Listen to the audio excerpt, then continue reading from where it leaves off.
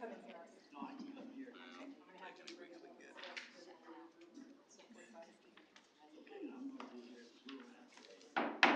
It's 7 o'clock. We'll call the meeting to order and start with the Pledge of Allegiance.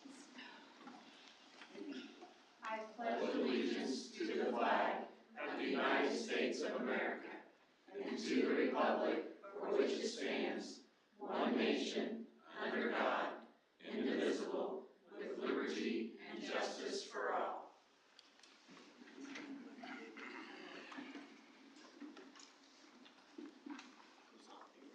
Just want to remind everybody again that we are live streaming the school board meeting tonight. I'm sure there are lots of people that are joining us on the web, and then they can also catch that on the replay. So just know that you're being recorded when the green light is on. So we'll start with a motion to accept consent agenda items. Earl, and second by Travis. Is there any discussion? Yes, I have two that need to be either altered or removed. Jessica Amos, her last day is today, March the 10th. What's that mean? Resignation. Support staff. Resignation. And then the other one is Abigail McKean. She does not need to request an unpaid day for tomorrow now. She wants that removed, that request. Okay. Any additional questions or discussion, Shannon? Okay. Since we don't have to call the roll, all those in favor, say aye, or raise your hand. Yeah. And no one is opposed, Debbie, so 7-0. So now I'll ask if there's anyone from the community that would like to speak on something that is not on the agenda, and I'm seeing a head nod. Nope, there's no one that signed up. Okay, great. Then next on the agenda is our Stronger Together recognition. Teresa? Yes, we have several tonight that we're going to recognize. And first, I'd like to start off with two of our local heroes that help us out in all of our buildings and in so many ways. And we've leaned on them even as a school board over the past 2 years when things have been turned upside down. We greatly appreciate the service that we've had from Officer Matt Staples from the North Vernon Police Department. We want to give him a Stronger Together.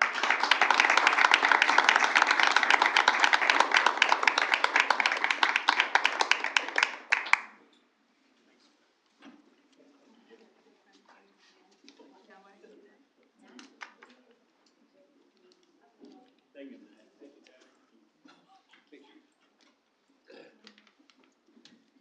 Thanks, Matt. We appreciate you. No problem. Thank you. And then our other school resource officer, Officer Sean Minton. We greatly appreciate all the service.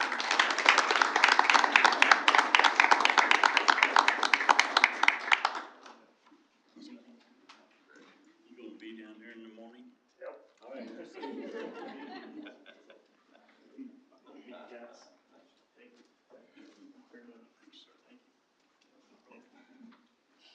I know.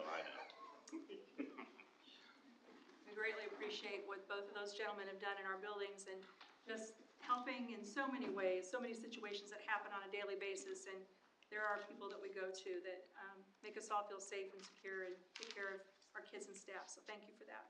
I just want to thank you guys. I've been at it 6 years and 3 months now, and for everything I've ever done in law enforcement. So just thank you guys. Thank you. I agree with Matt. It's quite the turnaround from coming from the street to working in a school, and it's kind of rewarding actually. I know you're police officers, but we definitely consider you one of us, and so we appreciate what you've done to do that for us. Thank you. I know there were several people that were videoing. Do you want a picture? Do you want them to stand up and come up and take a picture? Yeah, Anybody? we do that. Yes? Yes. Okay. Amy, you want to get in the board president Happy picture? to. All right.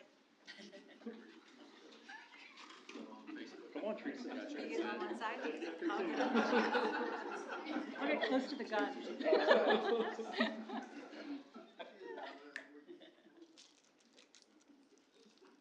No, I think you did. Thank you. All right. heroes we'd like to celebrate tonight are people who have just done a tremendous job for the last couple of years in particular, feeding kids during a pandemic, which was incredibly challenging. So we are so grateful they were able to come tonight so that we could celebrate them. It's our kitchen managers. So when I call your name, please come forward. We are so pleased to have you here tonight and recognizing you for everything you've done for our kids and our staff and our community. You made sure people were fed. And our new kitchen manager, new food service director is here too, Stacy Green. So we appreciate her coming as well. So, Patty Van Osdale.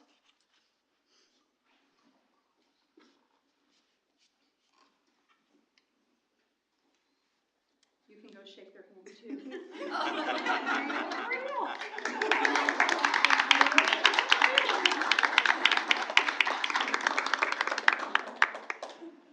Great job. And if you'll just wait over here, we'll take your pictures as a group too when you're done. Thank you. Belinda Stuckwish.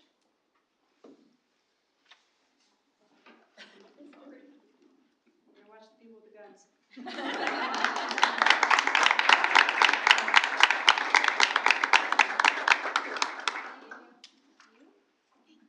And from NVE, we have Ann Walters, who could not make it tonight, so we'll save hers and send it to NVE.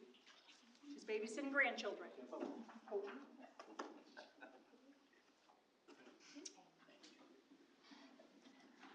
Ginger Reitman.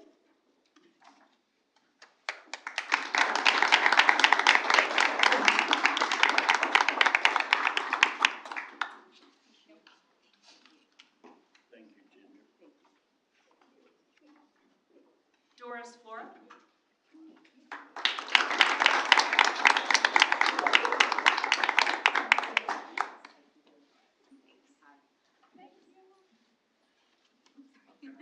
Thank you, Doris.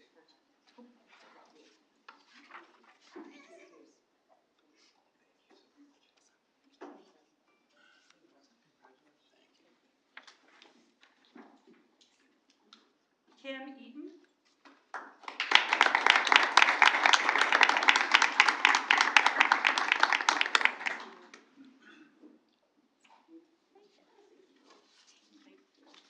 Thank you, Kim.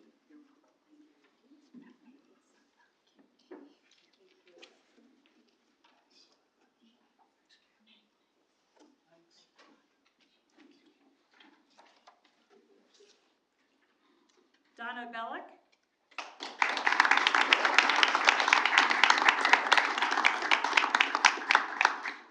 Congratulations. Thank you. Thank you. See me at a restaurant too. Thank you, Don. If I don't recognize you, it's incognito.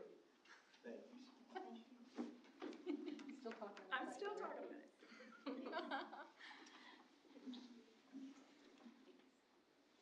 Jan Heilman.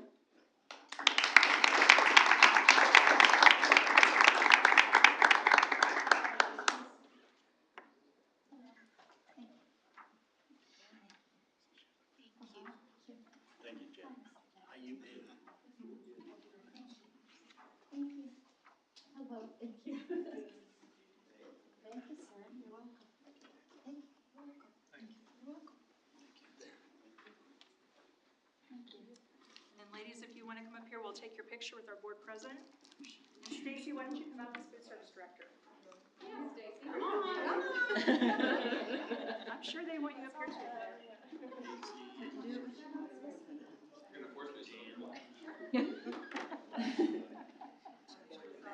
Can I be your next board president? Oh, I didn't know where that was Stacy, but I might have to.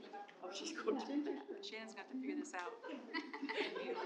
That's good. Needs to be in front. No, I'm always right. Okay.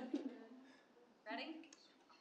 I'm gonna snap several in case anybody's blinking. Okay, I think I got it. Again, thank you, ladies. We greatly appreciate what you've done for our kids and our community. Thank Thank you. so much. Thank you. Thank you. Thanks. We couldn't do it without the rest of our crew though. No. Thank you, guys. Thanks. Thank you very much. You gonna buy in the morning? If you're up there, when I get there, I'll buy yours. What time you gonna leave? Probably right at 7. All right, All right, I'll be there.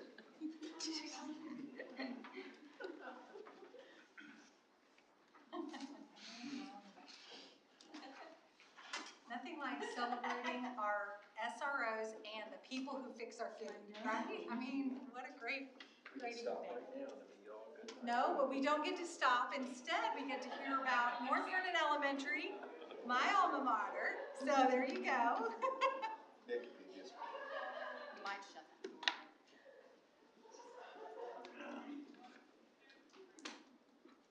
So first of all, before we begin, thank you guys for having us. Our staff has worked incredibly hard over the last few years, and it's really neat to be able to kind of highlight their work and the stuff we've been able to do and move and be. So thank you for having us and giving us this time. So we have just a quick presentation for you, but let me start before we kind of get into what we're doing. I just kind of want to preface with the message we've been talking about as a staff. Last year was an incredibly difficult time. Going through COVID, but our mantra to keep us going through it was that COVID was not going to define us. It was our job to continue to provide a solid and quality education to our kids, no matter what the pandemic threw our way. And so that was kind of our mantra, the beat of our drum throughout the entire year.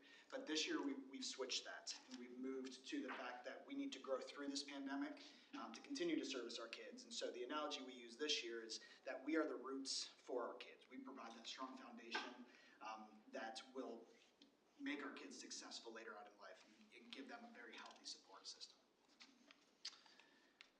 So the other theme to this year too, kind of along that line of growing, is engaging our kids differently. And this is right in line with where our corporation is going to. But we've talked a lot about how we need to engage our kids in different ways. And so to pull all of this together and all of the work that we've been doing together, we've created a visual for our staff. And it kind of just shows where we are. So the bottom, you have all of the strategies, all of our different ways of engaging our kids differently. And then the top, the tree part, is our vision for where we want our kids to be. When they leave us, this is the type of student that we want to leave our doors when they move to the middle school. So this is very representative and symbolic of the work we're doing and where we want our kids to be. This is kind of our unifying vision for the building that we're using to define the work that we do. So talking about engagement and how we engage our kids differently, these are just a few instances of the non-traditional paper-based work that we're getting our kids to do. The STEM kits that we have going, the thinking, getting our kids to think and do and actively participate in their own learning is a big theme and a big part of what we're doing this year. And our kids are really getting into it, as you can see by some of our pictures. So some of the nitty-gritty stuff, we do have 2 academic goals that we've been focusing on building. The first being that we want 90% of our students to be able to read on grade level within the next 2 years. Where we are right now with that, we took a dip after the pandemic. Our numbers are set back a little bit. We are at 47.5% of our kids right now are on grade level. That is an increase of 12% from last year, though. So the pandemic, again, has hit us hard in reading. As you've seen as a district, we're very similar. But we do have the 55.2% of our kids are showing significant growth, meaning they're closing the gap of where they were. And so we have a large portion of kids who are making up from the pandemic loss too, and really showing that growth. Math, our goal is 80% of our students are on grade level. And right now we're at 56.8% of them are meeting that goal. That is a small decrease from the end of last year to this year, but we do have a large part, about half of them also showing significant growth, meaning they're closing that gap from where they were. Okay, so as we think about supporting our individual students and basically helping each of those students meet these goals, we really have tried to buckle down as a team, leadership team, and figure out what can we do. Do we need to do things differently to help our individual learners? So I'm going to kind of illustrate that a little bit. So this basically is kind of just a general illustration of basically the process of how we meet those individual needs. And so I just kind of want to share this with you. I know you've heard some of this from other schools talking about Tier 1, Tier 2, Tier 3. I like to think of Tier 1 as for everyone. So along this continuum are our students at NBE. Some of them fall in the tier 1 range. We have tier 2, tier 3. We spend a lot of time there, and that may be through behavioral needs that they need or their academics. So we'll talk a little bit more about that, but that's where we spend a lot of time. And then when we have kiddos that we're really working with on meeting either their behavioral or academic needs, and they're still beginning to struggle after putting some different plans in place, monitoring their progress, they may get to the point where we're looking at special education support. So some of our kiddos that are in special education, and in this box over there represents those kiddos that are within the general education classroom getting special education support. And then the far end of the spectrum there are the kiddos that we have really is a little bit beyond that too. But the kiddos that are in our self-contained programs, and that's not only kiddos at MBE, but the students around the district in elementary school that need that intensive level of support. So we have them at that point. The other thing I want to illustrate is that kids move in and out of that as they need. And that's something that we are really very deliberate about and how we progress them through. So they might be in tier 2 and move to tier 3. However, as we monitor them and put interventions in place, they may move back to tier 2, and then we continue to watch them. Or further along, even with our self-contained programs, we are so proud of this because we have so many kids that, yes, they may go into our self-contained programs, but we're very deliberate in how we integrate them back into the classroom. Slowly, we'll put them back into the classroom, and maybe they'll be there with one subject area that they feel successful with. So it might be a math, and they would have an assistant come in with them. And so then they may slowly move back to just in the special education area. So I wanted to illustrate that because we really are about focusing on helping every single kiddo at NBE. So that takes us to the next slide here. So as you look at the pie chart, those are the kids at NBE right now. So it could change a little bit as we move through in and out of tiers. But I just kind of want to show this to you just to illustrate. We're just under about 650 students. So if you look at think about our tier 1. Tier 1's for everyone. What we provide in our core instruction, what we provide for our core discipline within the classroom, or more like classroom management expectations.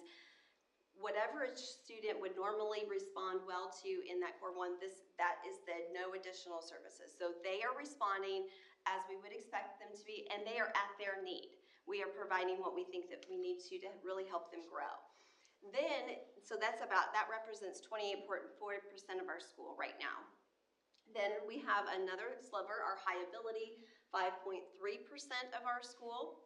And with the high ability, those kiddos, they may be responding to our core instruction, but we know those students individually, they need more. They need more than what they would just be getting. So those are the kids that we're looking at also in the high ability. I'm also going to give you numbers. So like the 28.4, that's 180 kids, just so you can have an idea of what that would be. High abilities, 34. Our English language learners, they need some additional support. That's 3.9% or 25 students. And then if you look at I'm going to jump over to the red, our tier 2 kiddos, that's our tier 2, both academic and behavioral students. And tier 2, that represents 150 students that are on tier 2.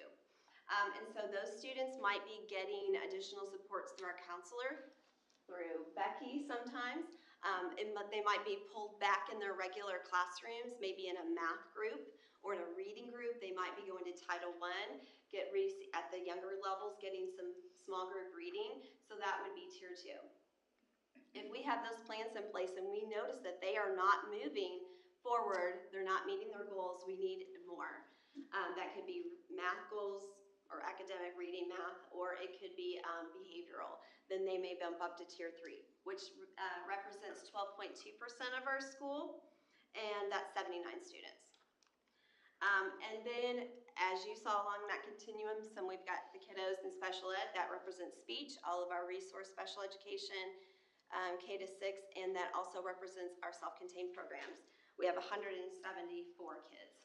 So that's 462 kids are getting individual plans at NBE. So that's a lot of work, and we are very proud of that. We're seeing a lot of growth. It takes a strong team every week to work together. And we're going to talk a little bit more about that later and how we are really working to monitor the needs of everyone at NBE. And if we start seeing those kids that need, they're in the no additional services, that they need additional services, they're getting it. We meet weekly to talk about that, and we'll share that later. So just the around the top and the size, I just wanted to share. So that MTSS, if you think about that multi-tiered systems of support, that's really supporting everything except our no additional services at that time. So those are those kids that are getting an extra 30 to 60 minutes a day. Could be ELL support, Title I, so they're Tier 2, Tier 3, ESL support, and then WIN groups is for the entire, and everybody. Everybody gets what I need. And that's in reading right now. That's our focus. So, And if I can jump in really quick. absolutely, go right ahead. We introduced WIN groups this year. That's new for us. Again, they stand for What I Need groups. And it's in response to the pandemic. Knowing that our kids had learning loss, we take 30 minutes a day and break into small groups, and every kid gets very targeted support on the skills that they're deficient in. So we use screeners, we use our assessments every 6 weeks to screen their needs, and then we group them based upon those needs, and every kid in that grade level then gets individual, very specific support on those reading needs. WIN groups are generally only reading, and then our MTSS time would be math as well. So we're working very hard to really target in on every kid's individual needs and what they need to make progress too. No, sure, yeah, that's fine. So the other piece to this is too, I talked about what our leadership team is doing every week, but the very, very important piece is how are we involving those teachers in this? How are we collaborating and keeping going with them? And actually, thank you. So we were talking about our data talks, and we're meeting quarterly with our teachers to do this. This is just one example. We use Patterson, and so if you look at this, our teachers are the ones actively putting these dots on. They're looking at their data. Right now, we are using our STAR reading data. That's what this is from. So if you look at, let's look at Minnie Mouse, for example. Minnie Mouse was in the intervention group. So that was the yellow. That's where her name was written there because that's where she started, the very beginning of the year. And so if we look along Minnie Mouse, and just to show you the colors, so the red is the urgent intervention, then the yellow's the intervention, needing a little bit more support. On watch is the blue, and then green is at or above. So Minnie Mouse started intervention through levels of support. The next time we did the STAR reading test, we were able to show that she got a blue, so she was able to, she might have stayed around the same level there, but she's moving up in the tiers, if that makes sense. But then the next one, you can see that the next time we moved over, she actually jumped up above. So she stayed in that same level. She stayed in the on watch level. So she's gone from intervention, on watch, kind of hovering, on watch, she's moved up. And again, they're looking down further at like what the numbers are. So when the teachers have it, they're looking at what areas did they score that in. But as we look at this as a whole, it kind of gives us an idea who's moving and who's not. So if someone started, Daisy Duck, we're concerned. Daisy Duck started urgent intervention, and Daisy Duck's going down. So what else do we need to do for Daisy Duck to give her, to give her some, extra intervention and support. So that's about it for that. Okay. Okay, and so then one of the things that we like to do, this is our lovely picture of us, a meeting that we have, our weekly meeting, is when we are having these meetings with parents, or when we have basically plans in place, we feel it's extremely important to partner with our parents. Whether that is bringing them in for Tier 3 meetings and having them there, they are such a critical piece of our kids being successful. And we tell them that. We can't do this without you. We need you. We want our parents to feel that we value them and that we value what input that they have to offer to us, because a lot of times we think we know all the pieces, but we don't know it. We're missing a really key piece to what they bring to the table. And so that's what's really important for us. And we invite them in. Sometimes recently we have found that parents are so busy with coming off of the pandemic and having to lose a lot of work. So we tried to really work with them, whether we've done Google Meets. We did that today with some conferences. Parents love that now that they're used to it. So they're used to dialing in on their phones, and that's wonderful. We'll do phone calls with them. We really try to accommodate them, but we definitely want them to be part of our teams.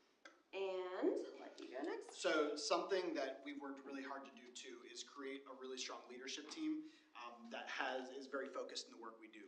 I meet twice a week with the leadership team. The first is we coordinate and communicate on just logistical things within the building and make sure we're all on the same page in how we operate. The second meeting we have each week though is really special, and it's all about kids. So we sit down usually for about 2 hours and go through every kid in the building and look at where they are, their current plans they're on, what supports they need, and how we can surround the teachers to better support the kids too. We spend a lot of time collectively as a team, and we have enough kids where we couldn't do this if we weren't all on the same page, able to communicate with each other and have a very systematic way of how we look at kids, how we talk about kids, and then go out and respond to their needs and support our teachers with that. Seth, can you click on the one-stop shop? So something that, and I'm going to let Shelly share this because she's kind of the architect of a lot of this, but this is an example, and I know it looks, actually Seth, if you can click on the 3rd grade tab down at the bottom. It's a little bit cleaner. It's called our one-stop shop, and this is where we record so that we can all communicate very clearly as to what's going on with kids, but we record their data points. Normally, their names would be here. We took them out just for anonymity. But we record their data and then notes about how they're moving through our tiers. And so one of the huge strengths, as Shelly said, of our building, and something we do very, very well, is our MTSS process. And kids are moving from tier 1 to tier 2. When they start to show progress, we move them back to tier 1. And we're able to do this because we communicate so clearly through this sheet. We have all the data here to discuss that, and we bring all the players to the table so that we're able to surround that kid. Seth, if you could do me one more favor and click on that student. The last piece to this is every kid that is in our tier process, and then click on the supporting documents folder. We call it our e-file, and I'll let Shelly kind of share. She's, again, the architect of what we do with our e-files. So we started this a few years ago and tried to think of a way that we could make it easier for us to communicate. And we found this has been very, very effective because, there's a big team of us and we need to know what's going on with the student. Where's the plan? What have we done in the past? Where are we along the process? And sometimes it's hard to catch each other. So we started this, or to go grab the physical file. So we started the e-file system a few years ago, and we're refining it. But this is a great tool for us. So this isn't just be an example of Minnie Mouse. For example, I don't know, just click on one. It's okay. We've got where they have their tier 1 plan, their request for assistance form. Back out of that and show another one, just to show you some examples of what they might have up there, part of their behavior plan. Back out of that one. Basically, all of the documents that would be relevant to this kid and whoever touches them behavior is chart. all shared with everybody. Yeah, go out of that one. Them. Yeah. So, and then yeah, that's fine. Yeah, that's what so you can kind of see, we just have some sample, like they would have their behavior charts there, and then if you go out completely of the folder of Miss Minnie Mouse, okay, click on the student information log. So this is also something that we've started this year, and we're trying to do, I don't know, it says Mr. Duck, so, oh no, that's the teacher. So anyone now, we're trying to train them that touches this folder, they are writing what's going on.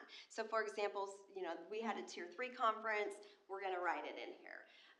So that information log is there, and we can see, maybe this has happened, that, mom called in. It won't show everything, but it's a great place for us quickly as a team to go in and see. Our special ed teachers can go in too. They have access to those files, to their files. They can go in and they can see too what, any new information or notes or things that pertain to their student. So it's been a great way for us to communicate. And also, sometimes it's a place for us to write down those little notes that might get lost otherwise, and for us to keep them year after year. So we keep those in a confidential file with timing on it, so it, at the end of the year, kind of times out for those teachers. So and then, okay, we'll move on to the behavioral support specialist, which I go right ahead. So the last part of our team is our behavior support specialist, and we brought Becky to kind of share a little bit of what she does. But we want to thank you guys for giving us this position too. We would not be able to do half of what we do with our behavior your tiers without Becky. She's been a heaven sent this year to allow us to really work with those kids and teach them and make progress with them. So I'll turn it over to Becky. And can I just say, honestly, it allows us to be proactive, because as administrators, we do our very best to be proactive with those kiddos when they come in our offices and maybe they, are in trouble for something. You're trying to teach them. You might even set up some things for them, or some interventions. You're trying to work with them. But to be able to have Becky to do that, she's been able to truly proactively work with them and teach them. If they don't know how to walk down the hallway, they need someone to teach them. This is how we walk down the hallway, or this is how we interact in the lunchroom. This is how we open our milk carton and without dumping in all over. She's been able to help. Seriously, tremendously. And also to be there at those moments, those key moments when, maybe we're tied up in something and she can go and sit with a student that's really struggling at that moment in time. So I feel really good about where we've been able to go with it. And I'd like to thank you as well. I've genuinely enjoyed working for NVE and being included in the team. It's been wonderful. My role really allows me to be proactive in behavior management. I have more of a flexible schedule where they have things they have to address. So if I can sit in a classroom with a kid and teach while the teacher teaches, so I teach them if they're having struggles with behavior issues or talking out. The teacher doesn't have to constantly redirect them. I'm there to help redirect them and teach them, and then we practice, model, practice, model, practice, model, practice. And then eventually, obviously, practice makes perfect, hopefully, and they can kind of sit in the classroom and have less interventions. So it does help us with behavior management and addressing each child's needs individually, and each individual plan is tailored to their needs specifically. We do that with a lot of different things. The first way we do this is an observation form. In the observation. It's on the bottom link. Yeah. So the observation form is done by a teacher or a principal or anyone really, counselors.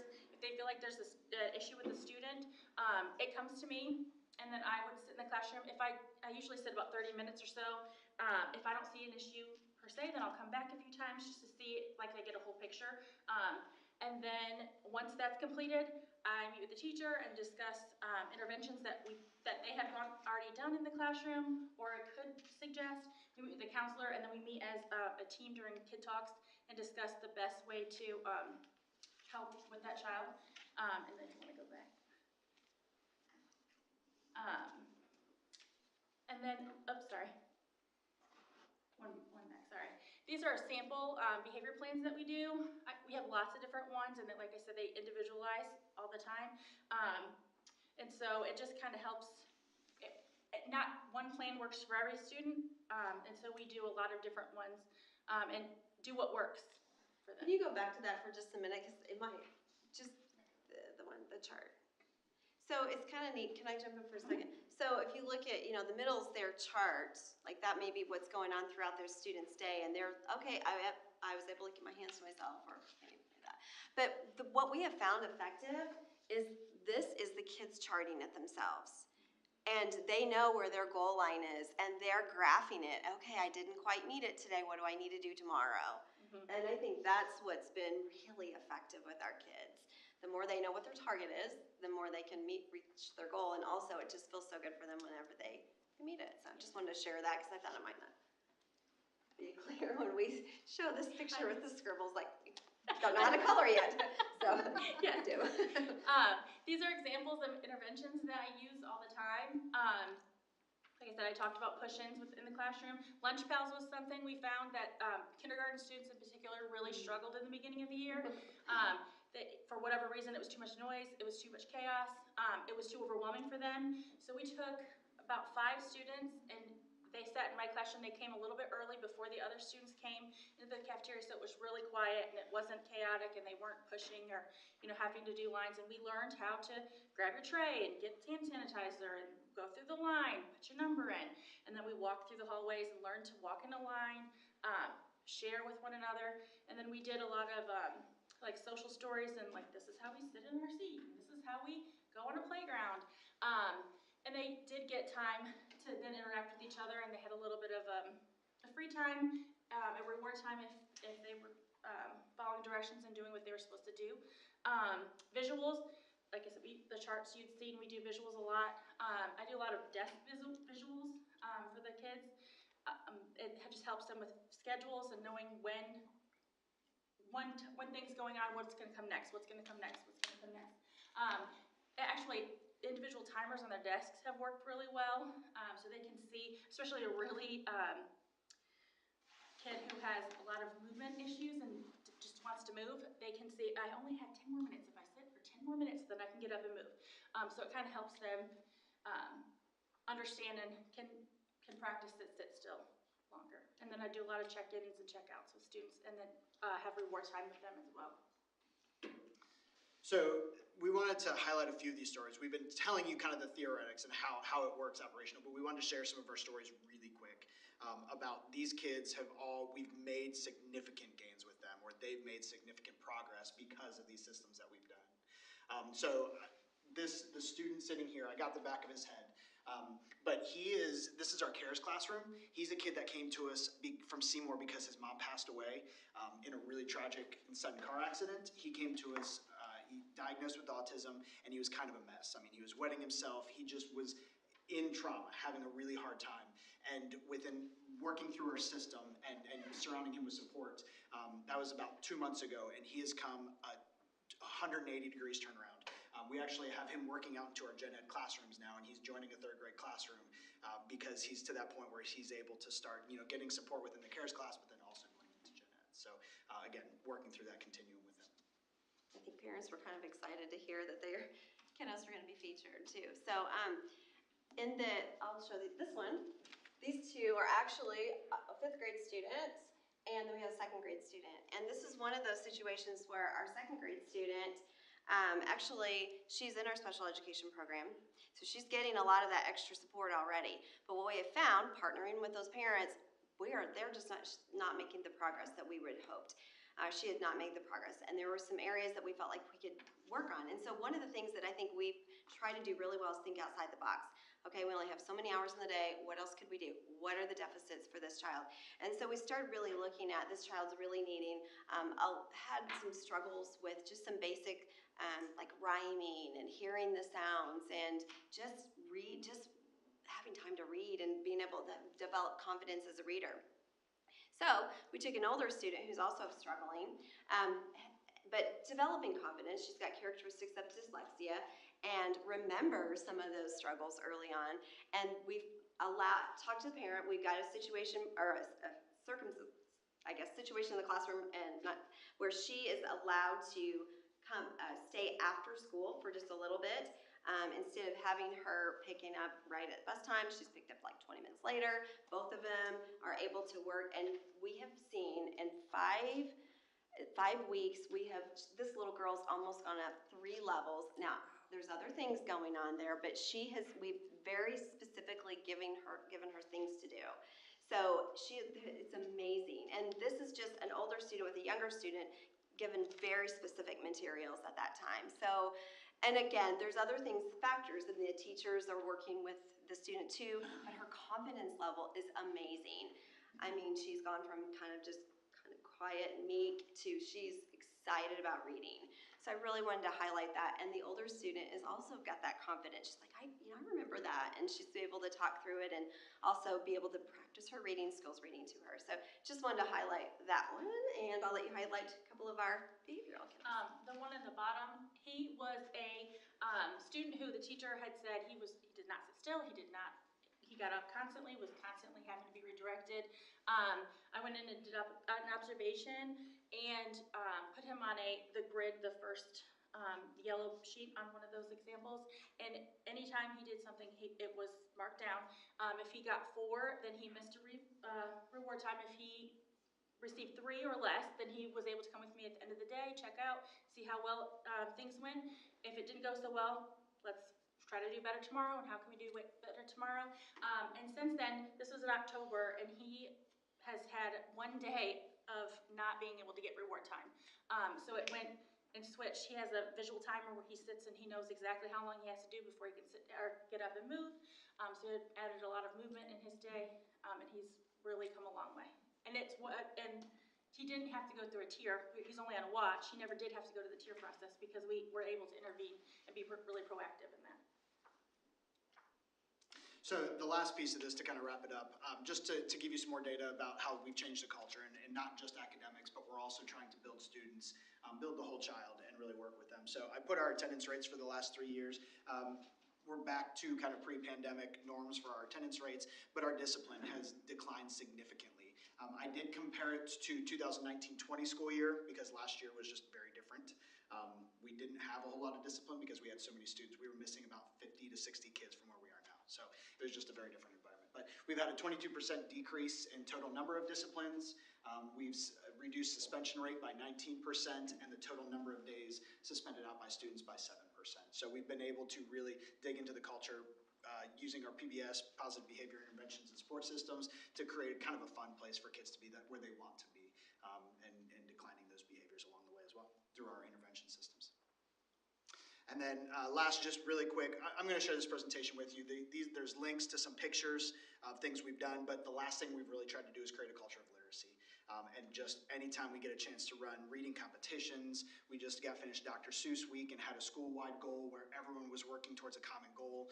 They got ice cream sandwiches and extra recess. We're involving parents we did a reverse parade outside where parents were able to drive down our front sidewalk. And we called it the Storybook Parade. Teachers dressed up, we gave out books, made it a big literacy event. Really well attended, our parents loved it. We've done school-wide reads where we bought a book for the entire school. Every classroom gets their own book and they do read-alouds throughout that week. We go into classrooms and try to get in and read and be guest readers, or sit down and read to a class and do a read-aloud too. So just creating that culture of literacy is something that we've been working towards over the last few years, and really, building that within our kids. And then the last piece, just kind of where we're going at NVE, to give you a kind of projection for the future. Something that we're looking at for next year is how to get clubs back in. With pandemic, clubs have kind of disappeared, and we've lost a lot of sponsors. So we're looking at how to break down the barriers of transportation and cost, bring in community partners, and actually look at exploring doing clubs during the school day, building a time in once a month to get our kids interacting and doing some of those clubs, things that they wouldn't be able to do if they couldn't stay after school. And then working through engaging with STEM, engaging our kids through STEM and PBL activities, and then also refining our UDL skills. Those are overall corporation pushes and things they're working on, but it's something that we are really going to focus on heavily to continue how we engage our kids differently. So that wraps it up. Do you guys have any questions for us? I can vouch on the ice cream. I've seen it. I saw her with that. Yeah, I was picking up ice cream sandwiches. I went to get some and it was all gone. I had a shopping cart full. Yeah, a shopping cart full. Yeah, I can vouch on that. Well, I'm thinking to myself, if you ever need school board members to be guest readers, I know 7 that are right here, and I bet we could talk some of them into doing that. We will call on you guys. We would love That'd be that. awesome. Keep us in mind. Absolutely. I was very impressed with the way you're integrating your behavior specialist. It seems like she's being having a dynamic impact on your school. Very much so. And we wanted to make her very strategic from the start, and I feel like we've done that. I think you've done a really good job of integrating her into your culture. Thank you. Thank you. Well, thank you guys very much for your time tonight. Sorry to talk your ears off, but we appreciate the opportunity. Good job, Nick. Shelley, and it was a really individualized approach to a very big school. Yeah, kudos to that too. Very individualized approach to a very large school. All right, so if we go on down the agenda under new business, Neola. Teresa? Yes, we have some policies for first reading, so just let me know if you have any questions or concerns, and we'll bring them up next time for second reading. Okay. Under professional staff, we have recommendations. Jim? Yes, Lacey Cokerell, Jennings County High School science teacher. Okay, and so we'll need a motion. So moved. Second. Okay, I've got Pat as the motion, I've got Tony as the second. Any discussion? All those in favor, raise your hand. 7-0. Next, under high ability coordinators, asking for approval of the annual High Ability Coordinator building contact stipend. This comes from our High Ability grant. So a $550 stipend to Amy Jones as the HAW coordinator, Paige Lorem from Brush Creek, Teresa Ragsdale, Graham Creek, Cody Robbins, Hayden, Rachel Neal, North Vernon, Abby Cape, Sand Creek, Emily Ponsler, Scipio, Charlie Wolf for the high school, Tara Kelly, JCMS, and Sabrina Nicholson, JCMS. A motion by Travis, do I have a second? Second. Second by Pat, is there any discussion? All those in favor, raise your hand. 7-0. Next we go down under support staff, under recommendations. Yeah, we have Jan Heilman. She's moving from the high school assistant head cook to be the head cook at Brush Creek Elementary. Sandra Jacobs is going to be a high school custodian. Caleb Jones will be an NBE special ed parapro. Brenda Little will be a high school cook. Wayne Pyatt is going to be a sped bus driver. And Julia Robertson will be a Sand Creek ESSER parapro. Okay, do I have a motion? I think Chelsea Taggart, do you want a second? Yes? So I have a motion and a second. Any discussion? No? All those in favor, raise your hand. 7-0. Under finances, donations, Teresa? Yeah, I'm asking the board to accept donations tonight. Joy of Giving, $7,063.22 to the high school for a convocation. Bill Ludwood, $2,500 to the high school track and field programs. Ray Wagster, $100 to the high school Panther Pantry. Roseacre Farms, 2 cases of eggs to the high school culinary arts class. NVIC, $250 to the high school Touch a Class show choir. Another $250 to the high school behavior support specialist skill group. And then the third NVIC donation of $250 to Ms. Wagner's first grade class at Brush Creek for STEM. Also, AMBET's post number 7, $240, and folding tables to our adult ed for classes at the Jennings County Jail. So asking the board to accept those donations. Do I have a motion to accept those donations? So moved. Pat, second. Susan, any discussion? This Bill Ludwig, my gosh, spent his whole life there and still giving. That, man, that's something that really, gosh. Very thoughtful. Yep. Any additional discussion from the group? Okay, all of those in favor, raise your hand. 7-0. Next we go down to resolution. Philip?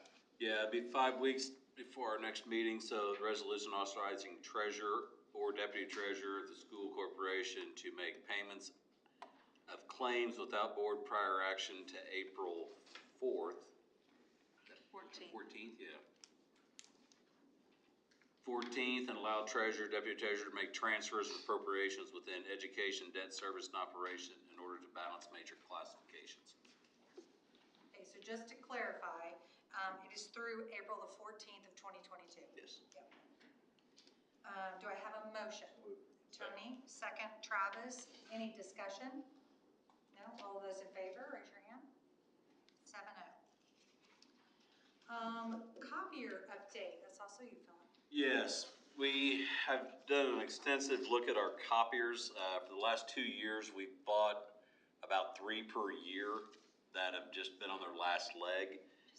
Approached our copy supplier, Gordon Flesh, which we've been using for years, and asked them if we could do something to reduce our cost, along with service better plus reduce costs.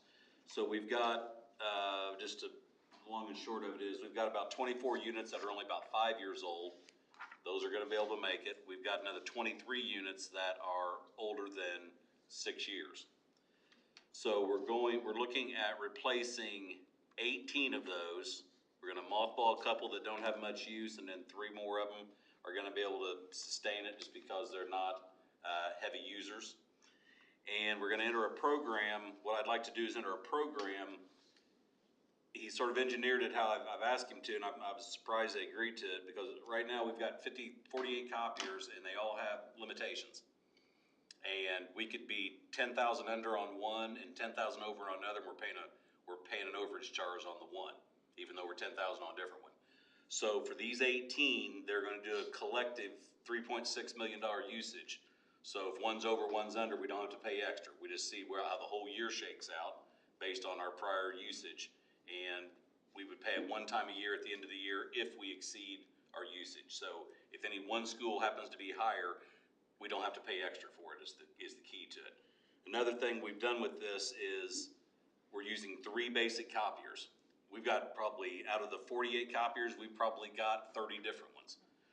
We've got 3 models that'll suffice all the needs of every school, so it's gonna reduce the amount of parts they have to carry, so they're gonna save that part of that savings is coming on to us. And it's gonna make it easier to work on because there's basically 3 basic models they'll be working on. Now, in the end, when you boil everything down, we spend roughly $80,000 to $90,000 a year on copier repairs and copier toner and things like that within this program. I spend an additional, based on the appropriation, $35,000 trying to buy 3 copiers a year, which is what I bought last year. With this, we're gonna be getting all 18 this summer, and we're actually gonna be paying about, at minimum, 10 less, possibly 25,000 less every year for the next 5 years. So we've got the potential to save at a minimum 40,000 up to possibly 120,000 if we do this. So when the dust settles, we're gonna have about 68,000 on the usage and basically the purchase of the 18, and our old ones, our 24 old units are about $25,000 a year for about a $96,000 a year spend. And I've got 125 currently in the allocation. So it's a really good deal, and it's gonna benefit both parties. They're not gonna send as many people out, and we got people in the room that can testify how often they come out. With some of these older ones, they come out quite a bit. So it's gonna be a good thing for us. So we had it down as an inform and planning to bring it back for a vote in April, was our intention, because it was kind of a lot, which we can still do that. However, Philip's been informed, I think just today, that the cost went up about 7%, but they locked us in. So we don't know that we really have another 5 weeks to wait to enter into that agreement. We don't want it to go up another 7%. So that being said, we want to be totally transparent and see if the board is ready to actually take a vote on that so that he can enter into that contract. So, just a question. Yep. It's these copies are in each building? Yeah, what's gonna happen, we're gonna shuffle some copiers around, and we're gonna be basically putting 18 new copiers throughout the corporation, getting rid of, 20 copiers, because 2 of them were just not being used, and we're just basically getting rid of those. So there's gonna be a little bit of intershuffling, but we went to every school, talked with the principals to try to make sure we're meeting the needs, because every school is a little bit different. Like the middle school has a bigger issue with doing lots of copies, so they need the side tray to make sure they can have 600-700 copies that are coming out at one time, because they do things by department down there. Elementaries don't need that much side room space. I just wanted to make sure that we weren't taken away from any of the schools or changes significantly so that one school is gonna suffer because they don't have access to. No school should suffer. We are taking 1 copier out of the East Conference Room, which is a room that made 5 copies last year, so I figure that's no big deal if that one goes. And some other ones we're combining, like there's 2 copiers right now in the high school. One of them's a student print copier, and then this is one that everybody else can use. We're gonna combine that, get rid of one, and have 1 unit for both of those. So nobody's really losing anything, is the takeaway from it. Yes, we'll make sure they have access. Yeah. You know, when they wanna run something. Yep, if we're not moving locations of where they're at within each building, those are all staying the same, and so no one should lose. I think it's a good idea to go ahead and vote. My son's over at Office Depot, and they raised theirs Monday 8%. Yeah, there's Gordon Flesh told me today it was Tuesday they raised them 7, but we're still locked, because I was worried about that. So this right now is an inform item. Does anyone else have any questions for Philip? Vote tonight, right? We can, but first I want to get questions answered to make sure that we're, yeah. So does anybody else have any questions about this? Sounds like a very good move and a lot of good work, Philip. Yes. So now, I'll ask if anyone does want to make a motion that we actually vote to approve this tonight? So moved. Okay, so I have a motion from Pat. Second from Travis. Is there any additional discussion that we haven't already had? Okay, then I have a motion from Pat, second from Travis. All those in favor, just raise your hand. So 7-0. Thank you. Next, under property, Roy, we have some information about roofing. Yes, I would like to ask for board approval of the bids for the 2022 roofing and related work at Scipio Elementary School.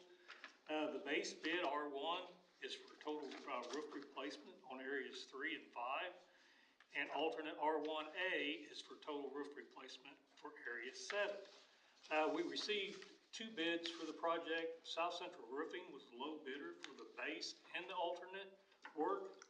Asking for the board to approve the bid from South Central Roofing for the base and the alternate work. So Roy is asking for approval for the base and the alternate, so both included.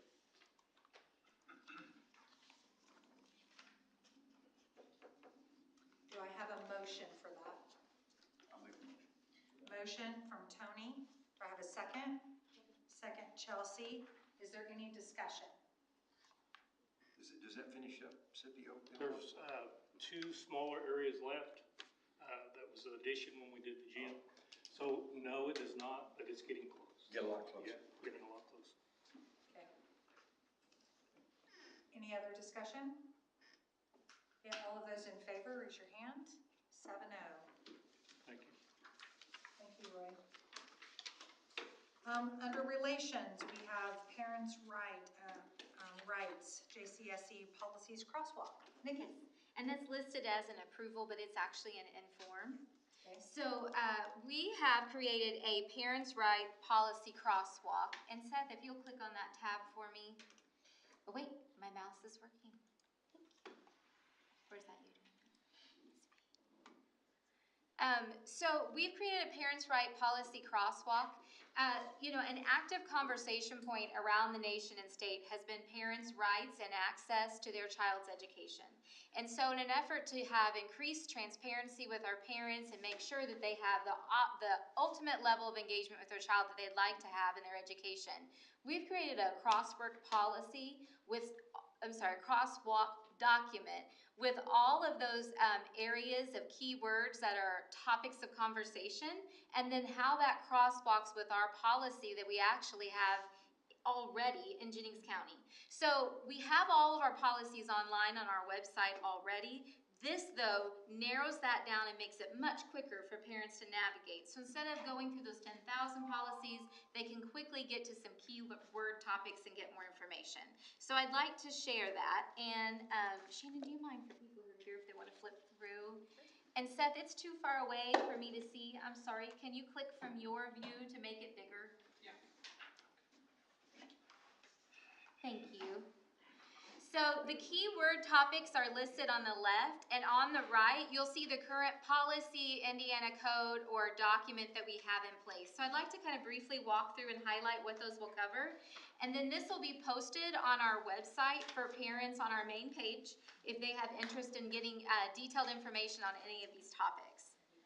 So first up is student information and family information privacy. So the question, the topic being parents wanting to know how is any information about their student or their family being stored, and who is that information shared with.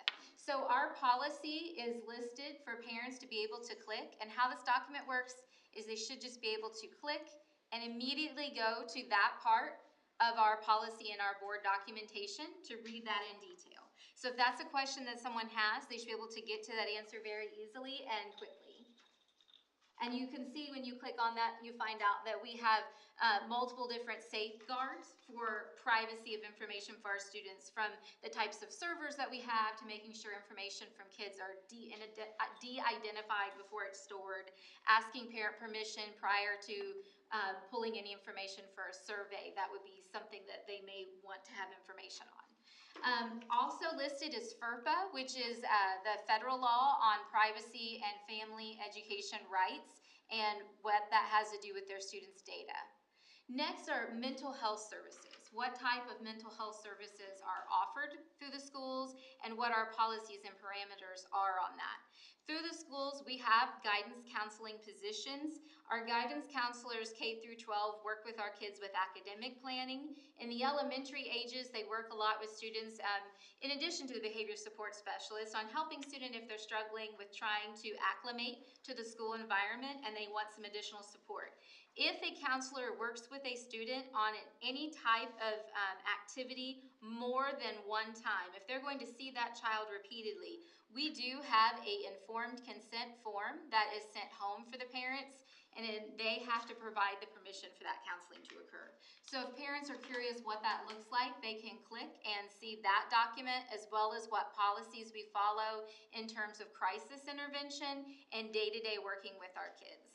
And I will mention that outside service providers such as Centerstone and Bowen Counseling, those are things that have to be parent engagement to begin services. The schools can provide parents a list of resources they can choose from, but parents have to reach out to those type of services and engage. We do not do that through the school system. The next section has to do with curriculum selection and review and implementation. So we have a robust set of policies that surround curriculum selection and review. And you can see that they are extensively listed here. And you can go in and see everything from how do we adopt our textbooks and get parent input for that, to how do we cover controversial topics. And I have on here a flow chart that visually summarizes the policies. So of all those policies above this line, this is a flow chart that our staff uses. My mouse is freezing, Seth. I'm trying to click on it. To summarize those policies. So there's a 4-point test that we look at. We first start and say, is it a board adopted textbook? And if that's so, then staff are approved to use those materials within the classroom without following through an additional process. If they'd like to use a supplemental material that they're pulling for a course, then they take it through a 3-part series question series, which is the material necessary and relevant to the state standards and course content? Is it appropriate for the age and maturity and developmental level of the student? And then finally, is the curriculum content of a controversial nature? And what I mean by that is it's something that could create some controversy on moral or ethical grounds for some students, parents, or community groups. After the teacher reviews this process, if they have a question about material that they would like to use and it does not fall under the approved status falling through the flow chart, then they go meet with their principal and they move on to another curriculum review form, and they and their principal answer those same questions together. In addition to that, the principal also has the resource of reaching out to a curriculum committee that works from around the district. Sorry, the delay on the mouse. I'd also like to point out for parents who may watch this after or are watching now, there's a couple other important things included on here. If you have a question about a material that's used or you'd like to see it in person, there is a form. You can see right here, Form 2. You can click on Form 2, and it's a form you fill out and you bring in and say, I'd like to see a copy of that material and review it for myself. And we can set up a review process for someone to do that. Or if you have a material that you have a concern about particularly, there is the last form on this list, and you can fill that out to ask for someone to have a review of that again. Then the next section reviews to parent communications and community relations. It talks about some of the special parameters that we fall under as a Title I school corporation. Our high school is not listed as Title I, but all of our other buildings are. It involves parent-teacher conferences, parents' right to know, and then visiting school, being a part of organizations, PTO, how we communicate with parents and special interest groups. And then also if you're public or you're a parent and you have a complaint or a concern that you would like addressed, there is a form you can click on and fill out to address that. Of course, also always reaching out to a school principal, to a teacher, to the superintendent is also a choice.